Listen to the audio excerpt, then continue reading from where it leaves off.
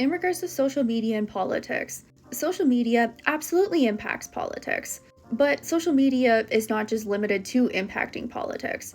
Social media warps people's sense of what's going on in the world. It also warps people's sense of public opinion, but it can help contribute to things such as hopelessness, burnout, and some other things. Social media apps are ultimately designed with the intention of making these social media companies money. These apps have a way of predicting what will keep your attention on here for a long time because these companies make money off of you. And if you think about it that way, that's pretty weird, no?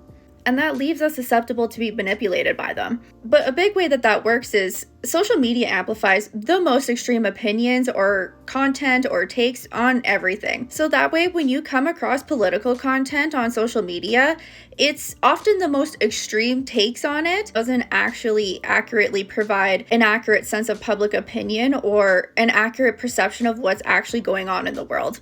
Social media gives you the edgiest opinions and the edgiest content in order to try to get you to stay on here.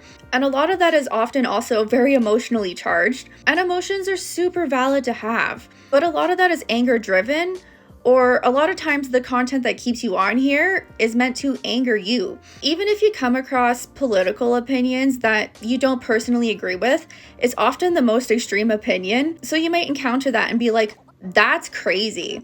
And that can just polarize you in the opposite direction. Just for some perspective, most issues are actually very complex, and most people have opinions on issues that are actually kind of somewhere in the middle. But a lot of people that have those opinions either don't comment, don't put themselves out there on social media at all, or if they do, a lot of times that content kind of gets missed because that's not what drives the algorithm. Despite that being the majority opinion, you might not even encounter it.